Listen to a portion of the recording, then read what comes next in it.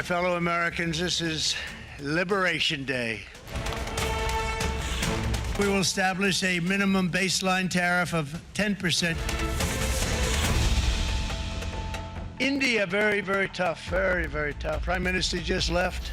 He's a great friend of mine, but I said, you're a friend of mine, but you're not treating us right. China, 67%. That's tariffs charged to the USA. We're going to be charging a discounted reciprocal tariff of 34%. You think of the European Union, very friendly. They rip us off. 39%. We're going to charge them 20%.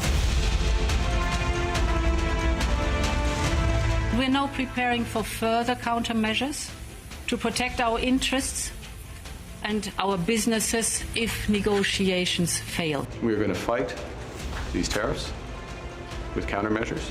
The administration's tariffs have no basis in logic, and they go against the basis of our two nations partnership. This is not the act of a friend. Hello and welcome to our special broadcast. I'm Parikshit Luthra. Fear, fury, dilemma, dismay. Countries across the world are coming to grips with Donald Trump's reciprocal tariffs, one that appends decades of America's support to globalization and potentially that has the power to disrupt and rearrange global trade. Trump unveiled sweeping reciprocal tariffs. The levies were bigger than expected. Let's quickly take you through the key takeaways. Trump announced what he calls discounted reciprocal tariffs during a long, drawn-out speech at the White House lawn. Several countries, including China, Vietnam, EU, Japan and India, stare at tariffs in the range of 20 to 40%. India specifically faces a 27% tariff levy. As per the Trump administration, the rates were calculated as roughly half of what the US claims these countries impose on American exports. Factoring tariffs, non-monetary barriers, among others, India's Commerce Ministry says they are carefully examining the implications. So what does this mean for the Indian industry? India's pharma sector can breathe easy as Trump's reciprocal tariff strike exempts the sector. IT and jewelry, however, stared at a backlash. We're now joined by Mark Linscott, Senior Advisor at US-India Strategic Partnership Forum, also Apollo Hospital's Managing Director, Sunita Reddy. She's also the President of the All India Management Association. We're also joined by Moody's Chief Economist, Mark Zandi. Sunita Reddy, if I can begin with you first. Everything now hinges on the bilateral trade agreement. What's your larger expectation now that these tariffs have kicked in? I believe that if you look at the holistic picture, the US is solving for $1.2 trillion of trade deficit. And what these tariffs will do is technically give them about $400 billion of saving. But it will put price pressures on the US consumers. So I believe that there is leeway, there is a window of opportunity for countries to really negotiate better terms. In India especially, we had a $46 billion trade surplus. I believe that India is looking at a very strategic route to bring down this tariff surplus slightly. But more importantly, they focused on things that are important for the country. For example, they've negotiated a very good price for LNG and petroleum, and this will benefit all Indians. They've also started to buy military hardware from the US and look at joint development, joint manufacturing of defense hardware. We also believe that it will spur investments in environment-friendly greenhouse, in environment-friendly solar panels, and all these industries that are related to the environment. So it will be give and take. In the long run, India will benefit, is my feeling. Currently, it adds up to about 1.2% of our GDP. Right. Of course, worrying signs for some businesses, of course. Mark, you have been the assistant USTR in the US administration, the first Trump administration. You know, we read the statement from the US Chambers of Commerce, very strong words about how these tariffs are actually a tax which will raise prices for American consumers and also hurt American businesses. Do you share this view that these reciprocal tariffs will hit back at American businesses itself? Well, yes. I mean, there's no doubt that that tariffs do impact domestic consumption. They can raise the price of inputs for domestic manufacturers. They certainly can have consequences for consumers, prices going up potentially, inflation more broadly going up. And it really depends on the product and relationships between exporters and importers, and to what extent does an exporter eat the cost? To what extent does it pass it on? Or does an importer pass it on to consumers? I mean, those are questions I think they really are sector to sector, but there are likely to be impacts on prices in the United States, and certainly some negative impacts for producers in the United States who depend on inputs from almost anywhere in the world. Right. Mark Zandi, if I could ask you about the impact of reciprocal tariffs and where they would leave America. You were speaking about tariffs and the state of the U.S. economy. Where do you think the current tariffs, this level of reciprocal tariffs, is going to take the American economy? Well, if the reciprocal tariffs are implemented in full, I would expect some retaliation from countries abroad. I don't think they're going to sit on their hands. So the combination of those two things will result in a recession, an economic recession. It's a tax on American consumers. The bulk of the tariff increases will fall on them. Businesses that import product will have to pay more, which will hurt their profitability and thus their investment in hiring. I don't see any global manufacturing firm deciding to move to the U.S. to operate there in significant part because the tariffs are uncertain. Who knows how long they're going to be in place? They could be changed because these are being done under so-called executive order. They're not in law. They can be changed with a stroke of a pen, or the president can change them tomorrow. So, I don't see any benefit to the U.S. economy. I see just nothing but negatives. Now, having said that, we're seeing what's happening in the stock market today. And if I'm right about the economy and the impacts, I do think the president will ultimately react to that and hopefully will pull back and declare victory and move on. And if so, we can avoid an outright recession. But time is running out. He's going to need to pivot here pretty quickly. Otherwise, I think the U.S. economy is going to go into recession and take the entire global economy with it. Right. That indeed is an important point. Mark, do you believe that Trump right now has an exit strategy? Because in India, the feeling is, and many experts through the day have been saying, that what Trump has done with these reciprocal tariffs is not sustainable. Do you think there is an exit strategy at place in the White House as well? Well, I don't know that there's a comprehensive exit strategy. And in fact, I think the president has been quite clear that some level of tariffs will be permanent. I mean, he is a strong believer in tariffs. There's no doubt about that.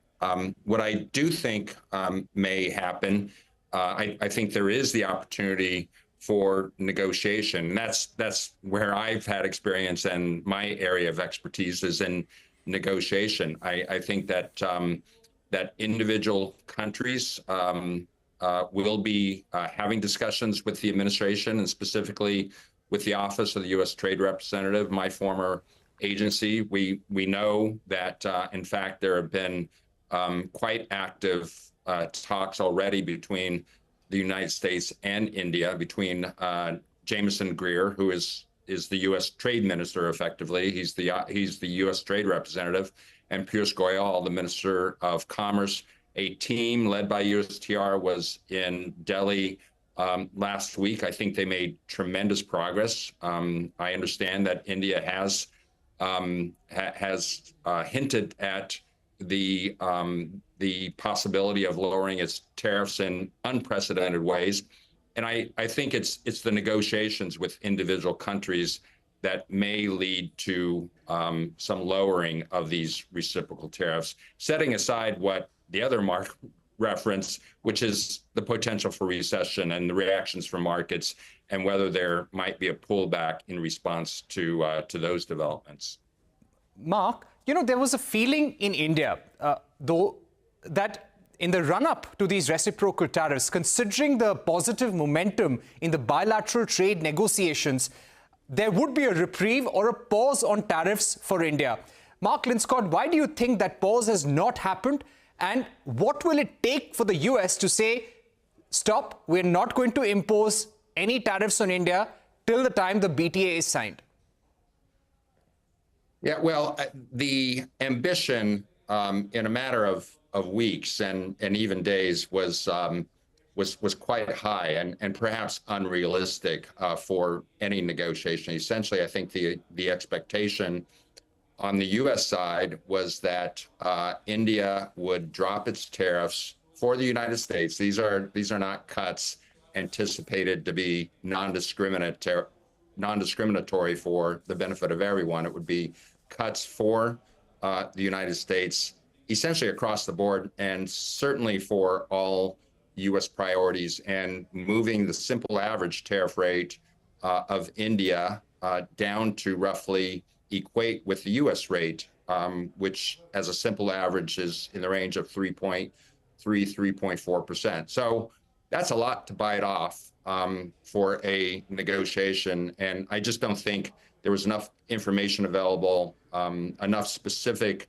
offers, concessions on the table to get to that point of, sure, we've got a tariff deal now, and there can be a reprieve for India. That said, though, I think there's tremendous potential. I certainly hope there's potential for an agreement in the near future, perhaps an interim agreement, perhaps an early harvest agreement as part of the larger bilateral trade agreement, the BTA, that could lead to action specifically for India on tariffs.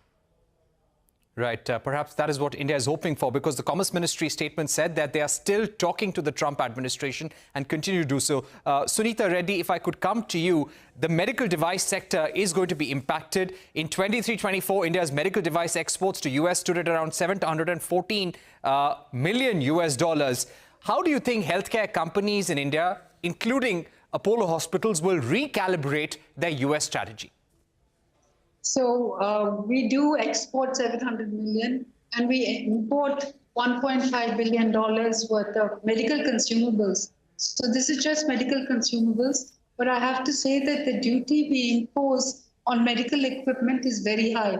It's at 36%. So as the Indian government looks at recalibrating customs duties and tariffs, our hope is that they will look at recalibrating this medical equipment, which is life-saving. And while they're looking at consumables, also think of medical equipment. We should be grateful that in the pharmacy space, pharmaceuticals, we have been protected. Indian pharmaceuticals, as you must know, provide 47% of the generics and save Americans over $250 billion. So I think there's an opportunity to negotiate, hopefully bring down tariffs on medical equipment. And Trump's called out Indian standards. He said that when we export, we have to follow Indian quality standards. I think when India follows American quality standards, it's only fair that we come at a standard that is applicable for both countries. But the total impact... We're taking a short break. Right. We're taking a short break, Sunita Reddy. We'll be right back. I'll request Mark Linscott and Mark Zandi to also continue being with us. We'll be right back.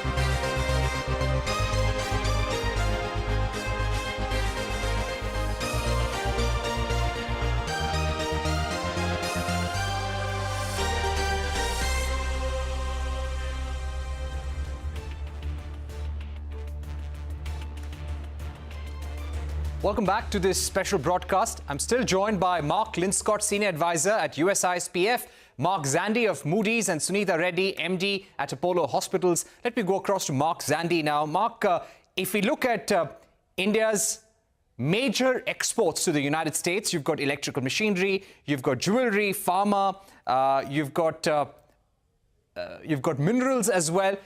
Give us a sense of how these tariffs are going to impact the Indian economy. You've been doing a study of different regions, including Asia Pacific. Specifically, the big impact that you see on India as a result. In the run-up to these tariffs, it was being speculated that a 20% or 26% tariff could really wipe off or impact 0.7% of India's GDP. What would be your view? Yeah, that sounds about right. I mean, I don't think any country in the world is going to get through this without some significant hit to economic growth. These tariffs are quite substantive, and if the president follows through, and it increasingly feels like he's committed to these tariffs. He's looking at them as a source of revenue that he can use to help offset the cost of other tax cuts. So he seems very enamored with the tariffs and going to follow through. And I understand there'll be negotiations, but I think all you have to do is go back to the negotiations that occurred in his first term as president with China. They really didn't. There was a lot of negotiation. There was a signing, but at the end of the day, it really didn't change anything. I suspect in many cases that'll be what happens here as well, and that there will be economic damage. So I'd buckle up. I think I don't think there's any easy way out of this. I think we're going to go through a period of much weaker economic growth. Some countries are going to navigate through better than others. India's got a lot of it's a resilient economy. It's got a lot going for it, and I think should be able to weather the storm reasonably well. But I think there's no doubt that there's going to be a storm here that everyone's going to have to grapple with. Right. Give us your sense. You've also spoken on different channels yesterday ahead of the tariffs, and you said that Trump would definitely, he's a businessman, he knows that the markets have been hit badly, and somewhere he will look at an exit strategy. What could that be, and at what point? Because as we were discussing earlier, the US Chambers of Commerce, even before the tariffs kicked in, said that these tariffs will negatively impact American consumers and businesses, especially small businesses. At what point will Trump pull back? I'm not sure. I had been on the mind. I go back to the tariff war, the trade war under his first term, and when the economy started to go south and the stock market was down and looked like things were going in the wrong direction, he pivoted. He cut a deal with China, which is who we were most at loggerheads with, and moved on. And I expected that to be the way things would work out this go around. But I at this point, I'm not so sure about that. I mean, if you listen to him in the Rose Garden yesterday, he's pretty committed to this. And he said, look, this is Liberation Day. He's made a big deal out of it. I don't know there's an exit strategy here. I just don't see it. So, I do think it's much more likely now that we're going to see higher tariffs. Now, is he going to impose the tariffs that he presented yesterday? They're very high. 54% on China. I think it's better than 26% on India. Those are very, very aggressive increases in tariffs. So is he going to do that? Maybe not. But I suspect that we are going to see much higher tariffs, and I don't know that any negotiation is going to bring them down to a place anyone's going to feel comfortable with. So I'm not sure there's an exit strategy here. Right. Sunita Reddy, coming to you, what do you think is India's position currently? It is being said that the tariffs on India, and as Mark Zandi said, it's aggressively high. 26% is definitely not a discounted rate, and all these tariffs have been arrived at using a formula. So there has been no exception for India. Considering the tariffs on Vietnam, Thailand, China are much higher, is there a window of opportunity? And what do we now need to do for the next 4 years to 10 years in order to be a global supplier? There is a lot more effort that India will have to put in. You're absolutely right. I think if you look at the tariffs that are imposed on the Southeast Asian countries, US, especially Taiwan and Vietnam, there probably is an opportunity for Indian manufacturers to really step up because the cost of producing in India would be low.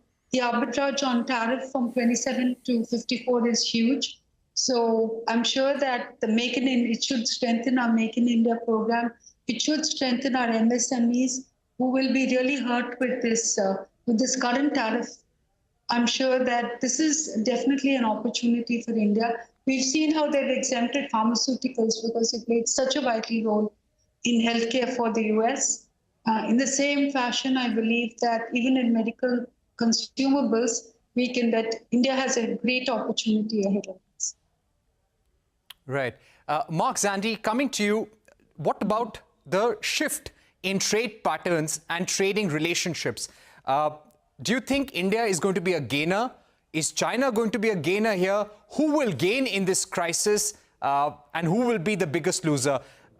Where do you think India is going to get impacted as the trading relationships get realigned? Well, certainly in the near term, we all lose. I don't think there's any winner here. The U.S. loses, India loses, China loses. We all lose. I think recession is increasingly likely. In the longer run, I think this will change investment patterns, supply chain investment decisions, and where people are going to expand and locate.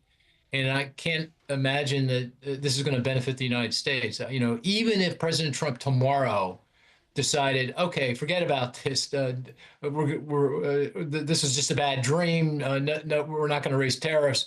The damage has been done. I mean, the trust that has been built up over decades between countries and the U.S. has been significantly hurt by this. I don't know that it can be repaired. Certainly not repaired anytime soon. And that means that's going to affect, where global businesses decide to locate and expand. I hear this argument that, well, look, this is a reason why global manufacturers should locate in the United States. These tariffs, will protect them. But these tariffs are by executive order. They're here today, they're gone tomorrow. And the CEO of a major company is not, when they're thinking about it, making an investment plan, they're thinking about 3 years from now, 5 years from now, 10 years from now, what are those tariffs going to be? And I think the conclusion is they have no idea, but it's not going to be what the tariffs are today. So given that uncertainty, I just don't see the investment coming into the United States. So bottom line, I think we will see supply chains reorient, trading patterns will reorient, where people invest will reorient, and it'll be away from the United States. And that will be to the benefit of Asia. Countries like China, like India, I think will ultimately benefit from that redirection of investment and trade flows. Right. Mark Linscott, speaking to you about the current negotiations. We've had one intense week of negotiations back in New Delhi. We now believe sectoral negotiations on the bilateral trade agreement will begin virtually. A talk between Howard Lutnick and Commerce Minister Goyal and Jamieson Greer is not off the table either. What is the sticking point, according to you? I know it's very difficult unless and until you're in the room, but from your experience, where do you think things are getting stuck right now in terms of tariff, or is it actually the non-tariff barriers which may be holding things up? Yeah, well, let me start by responding for a moment. I agree with Mark that there are really no winners out of this, that we need to buckle up. In fact, I suggest that this action is unprecedented in the modern age of trade, certainly since World War II. We have not had an action like this. It's much more reminiscent of what we saw between the world wars, which didn't end well. We had increased tariffs. We had retaliatory tariffs. We had a lot of bilateral agreements done, but there was economic chaos. So I just want to lay that out. That said, though, I do believe trade negotiations matter. Otherwise, virtually every country in the world wouldn't continue to negotiate with other countries to lower trade barriers. I mean, that's been a trend that's increased since the 90s. So it certainly is perceived as making a difference to negotiate on trade, to have preferential relationships. The bigger ambition is between the U.S. and India is a bilateral trade agreement. And while it's not being referred to as an FTA, as a free trade agreement, in substance, I think it's going to look a lot like that. And you don't do that overnight. You don't do that in a matter of weeks or a matter of months. There could be some early agreements on tariffs, but it won't cover the entire agenda. Certainly non-tariff barriers, rules areas like technical barriers to trade, sanitary and phytosanitary issues, intellectual property rights, those take time. So a first tranche might be done by the fall when President Trump is expected to visit India, but negotiations are going to spill over into 2026, perhaps even into 2027 if the objective is a comprehensive agreement. And, you know, it would be a long list of issues that are blocking progress. I mean, this is going to take time, even if there might be the prospect for an interim agreement, which I would love to see. Right. Mark, very quickly, could you list out the non-tariff barriers for us, Mark Linscott, that U.S. is prioritizing in talks? Yeah, I mean, first of all, I mean, there's this narrative that the license raj essentially ended in the early 90s, and there was very substantial liberalization in the Indian market at that time, but it was not entirely eliminated. You know, particularly in the area of, I mean, there are sectors in which there are import bans. Of course, questions about legality under the WTO, but WTO is simply not relevant in this day and age, unfortunately. But that is the case. It pains me to say that, but it is the case. There are technical barriers to trade. There are requirements that certain India standards are being met, yet they do not align with international standards.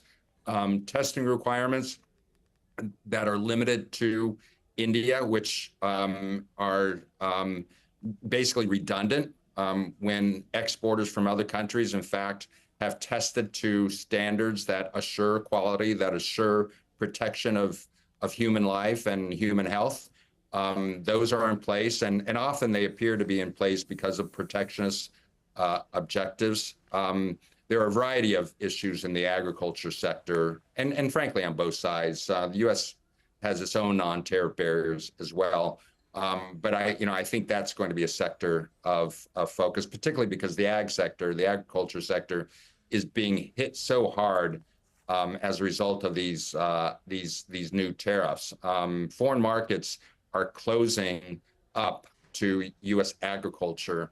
And that's why we even have Republican members of the Congress indicating that they are concerned about the implications for agriculture in foreign markets.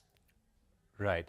We've completely run out of time, but I'd like to thank all our panelists, Sunita Reddy, Mark Linscott, Mark Zandi, for joining us for this very important discussion. It's a reciprocal tariff announcement that has really shaken the world and made sure that trade will now be the cornerstone or the foundation stone for any geopolitical alignments going forward. With that, it's a wrap on this special edition of Trump Watch. Thank you for watching. Goodbye.